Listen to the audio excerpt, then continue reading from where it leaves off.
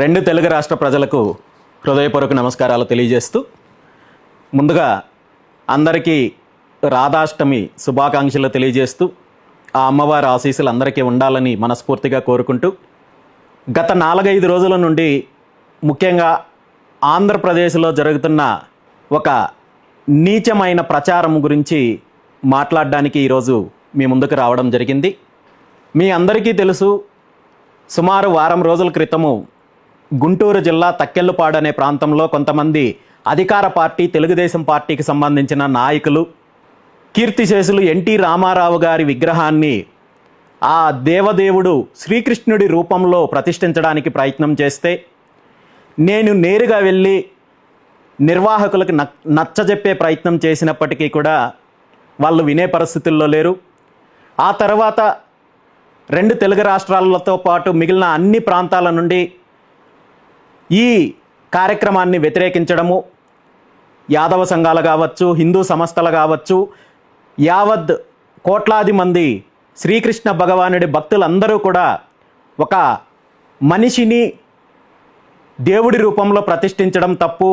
నటుడు వేరు దేవుడు వేరు, భక్తుడు వేరు దేవుడు వేరు అని ఆ కార్యక్రమాన్ని వ్యతిరేకించినప్పుడు నిర్వాహకులు ఆ యొక్క లోపాన్ని సరిదిద్దుకొని శ్రీకృష్ణుడి రూపంలో ప్రతిష్ఠించాల్సిన ఎన్టీ రామారావు గారి విగ్రహాన్ని తన నిజ రూపంలో ప్రతిష్ఠ చేయడం జరిగింది. దీనికి నిర్వాహకులకు, అదేవిధంగా దీని వెనక ఉన్న ప్రభుత్వ పెద్దలు ఎవరైతే ఈ తప్పిదాన్ని సరిదిద్దారో వీళ్ళందరికీ కూడా ప్రత్యేకంగా ధన్యవాదాలు తెలియజేయడం జరిగింది. అక్కడితో ఆ సమస్య ముగిసిపోయింది. అయితే ఆ తర్వాత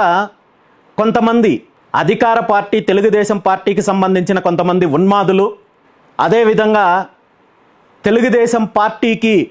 పెయిడ్ ఏజెంట్లుగా పనిచేస్తున్న కొంతమంది మీడియా అని చెప్పుకునే పర్సన్స్, అదేవిధంగా బీసీ ముసుగులో తెలుగుదేశం పార్టీ వంకనున్న కొంతమంది వ్యక్తులు నా మీద,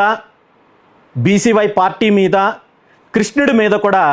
అనేక రకాలుగా ఆరోపణలు, అనేక రకాలుగా కట్టుకథలు కట్టే ప్రయత్నము జరిగింది. ఇందులో ప్రధానంగా తెలుగుదేశం పార్టీకి సంబంధించిన కొంతమంది ఉన్మాదులు నా మీద అనేక రకాలుగా ఆరోపణలు చేయడం మొదలుపెట్టారు. నా రాజకీయ జీవితం గురించి, నా వ్యక్తిగత జీవితం గురించి, అదేవిధంగా గత ఎన్నికల్లో నాకు వచ్చిన ఓట్ల గురించి,